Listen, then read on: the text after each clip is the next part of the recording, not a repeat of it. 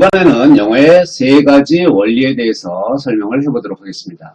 영어를 구성하는 크게 세 가지의 원리가 있는데요. 우리는 정작 원리 쪽에는 집중을 잘 못하고 중학교 1학년서부터 there is, there are 그래서 단수 명사가 오는지 아니면 복수 명사가 오는지 이런 너무 좁은 범위에만 집중을 하면서 공부를 했던 것 같습니다. 자, 영어의 세 가지 원리가 어떻게 영어를 구성하고 있는지 그리고 그것이 어떻게 적용이 되는지에 대해서 지금부터 설명을 해보도록 하겠습니다. 그 중에 첫 번째로 중요한 것이 먼저고 꾸미는 것이 뒤에 이어진다라는 건데요. 자, 중요한 것, 꾸미는 것 이건 이해하기 편하라고 만들어 놓은 말이고요. 언어학에서는 general 그리고 specific 이라는 표현을 씁니다.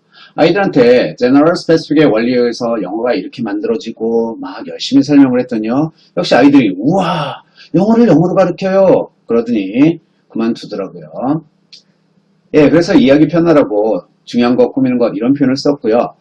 실제 언어학에서는 general specific 이라는 표현을 쓰고 있으니까 그 표현으로 알아두시면 좋을 것 같습니다. 자, 그런데 이런 그 general specific은 어디에 사용이 된다? 예, 동사의 앞쪽과 동사의 뒤쪽에서 사용이 되어진다라고 이해를 해주시면 됩니다. 그래서 동사의 앞쪽에서 중요한 것이 앞에 오고 꾸미는 것이 뒤에 이어지고 동사의 뒤쪽도 앞쪽에 중요한 것이 와주고 그 다음에 꾸미는 것이 뒤에 이어진다 이렇게 생각을 해주시면 될 것 같아요. 이 general specific은 영어와 한국어의 가장 큰 차이를 만드는 부분입니다. 한국어는 중요한 게 어디 오죠? 예, 뒤에 옵니다. 그래서 한국말은 끝까지 들어봐야 돼 이런 말이 널리 알려질 정도죠.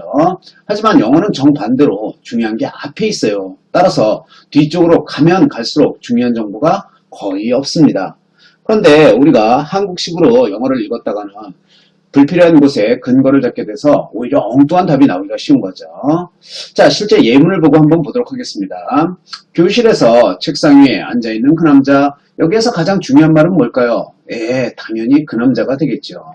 이 부분이 가장 중요한데 우리말은 이렇게 중요한 게 어디 온다? 예, 뒤에 옵니다. 그럼 이 문장을 영어로 한번 바꿔보도록 하죠. 그랬더니 the man, 이 부분이 가장 중요하게 되어지는 거죠. 그리고 굳이 청크를 나누자면 여기에서 sitting on the desk in the classroom 과 같은 형태가 되어집니다. 이때 sitting은 man을 그리고 desk는 sitting을 classroom은 desk를 수식하는 형태가 되어지는 거죠. 자, 그런데 여기에서 한국식으로 잘못 이해하면 뭐가 마치 교실이 중요한 것처럼 착각하게 됩니다. 이 부분은 별로 중요한 부분이 아니고요. 정말 얘가 얘기하고자 하는 부분은 뭐죠? 예, the man 바로 이 부분이죠. 따라서 여러분들이 글을 읽을 때 중요한 것은 앞에 온다. 영어는 중요한 게 반드시 앞쪽에 온다. 이런 생각을 의식적으로 연습을 좀 하셔야 됩니다. 안 그러면 본인도 모르게 뒤쪽에 집중하고 있다가 엉뚱한 그런 근거를 찾게 되는 일이 있으니까요. 자, 영어의 첫 번째 원리 뭐다? 중요한 것이 먼저고 꾸미는 것이 이어진다 였습니다. 자, 이번에는 두 번째 원리인 친숙한 것이 먼저 오고 새로운 것이 나중에 온다라는 건데요. 자, 언어학에서는 역시 어려운 용어는 쓰지 않습니다. 자, old 그리고 new 라고 얘기를 해주는 거죠. 자, 그런데 우리가 앞에서 중요한 건 앞에 오고 꾸미는 건 뒤에 와요 라고 배웠잖아요. 자, 그러면 친숙한 정보와 새로운 정보 중에 더 중요한 것은 어떤 걸까요? 예, 당연히 새로운 것이 더 중요합니다. 그럼 앞에 거하고 정반대잖아요. 이렇게 생각할 수 있는데 자, 우리가 중요시 여겨야 될 것은 뭐다? 어디를 기준으로? 네, 동사를 기준으로 바로 old와 new가 나눠지기 때문에 혼동을 만들지는 않습니다. 자, 다행스럽게도 이 두 번째 원리는 우리말도 똑같아요. 따라서 우리도 주어는 친숙한 정보가 되어지는 거고요. 그 이후에 새로운 정보가 이어집니다. 한번 한국어로 두 가지 말을 해볼게요. 창석이가 농구 잘하는 거 아시죠? 원빈이 잘생긴 거 아시죠? 자, 첫 번째 문장에서는 농구를 잘한다라는 정보보다는 창석이가 누구지? 이것 때문에 의문이 들죠? 자, 그런데 두 번째, 원빈은, 네, 잘생겼죠. 예, 그렇기 때문에 정보가 자연스럽게 다 들어오게 되는 겁니다. 자, 그러면 영어의 예문을 가지고 한번 들어가 보도록 하겠습니다. 동사를 기준으로 끊어지게 되는 거고요. 앞쪽은 old, 친숙한 정보가 되어지는 거고요. 뒤쪽은 new, 새로운 정보가 되어지는 겁니다. 자, 그러면 얘는 자, the house. 자, 이 집은 아는 집일까요? 모르는 집일까요? 네, 이 글을 쓰는 사람은 이 집을 글을 읽는 사람이 알고 있다라고 전제하에 쓰고 있는 겁니다. 혹시나 해서 뒤에 설명을 다 하라는 거죠. On the hill, 언덕 위에 있는. 자, 그런데 이거를 쓴 사람은 어떤 정보를 전하고 싶다고요? 예, was built in 1971. 그거 1971년도에 지어졌어. 라는 정보를 전달하기 위해서 이 글을 쓰게 된 겁니다.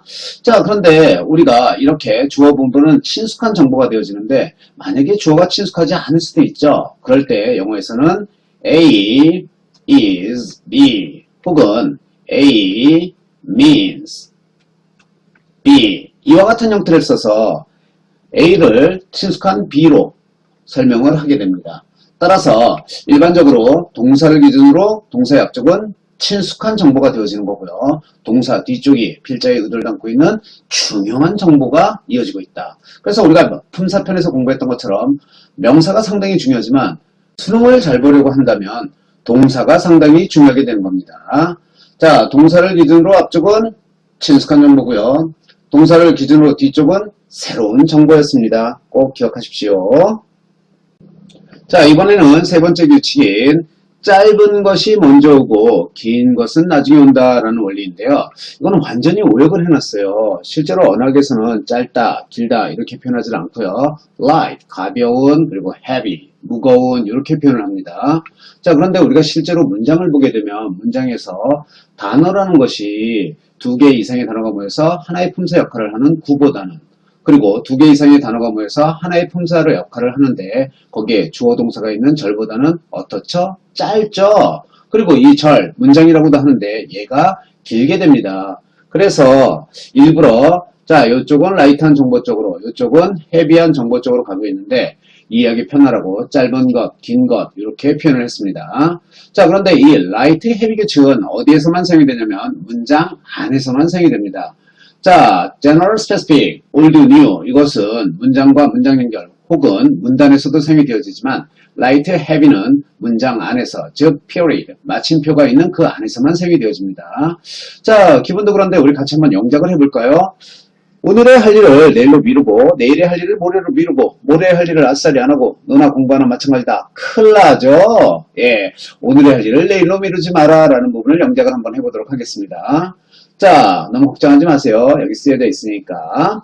Never put. 자, what you should do today. 네가 오늘에 할 수 있는 것을 자, off. 이 off라는 것은 뭐가 되어주는 거죠? put과 연관되어져서 미루다, 연기하다 라는 수어를 만드는 거죠. 미루지 말아라. till tomorrow. 내일까지. 네, 즉 여기에서 what서부터 today까지가 목적어 역할을 해주는 거고요. 그 다음에 off는 to가 연관돼서 미루다, 연기하다라는 수건을 만들어주고요. 여기에 till tomorrow는 역시 부사구로 제대로 잘 사용이 되어지고 있죠. 혹시 문법적으로 잘못된 부분이 있나요? 아니요, 전혀 없어요. 문법적으로 아주 잘 사용이 됐습니다.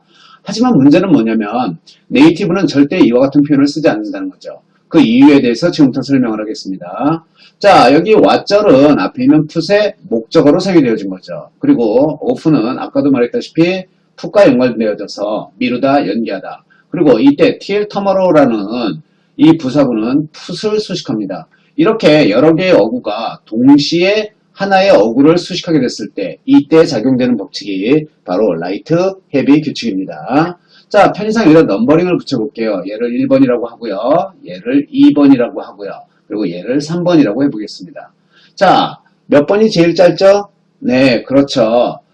2번이 가장 짧죠? 그래서 이 부분은 변화가 없고 뭐부터? 예, off부터 오게 되는 겁니다. 자, 당연히 목적어가 이어져야 하지만 뭐가 더 짧다고요? 예, till tomorrow. 부사구가 더 짧죠? 그래서 부사구가 먼저 오게 되고요.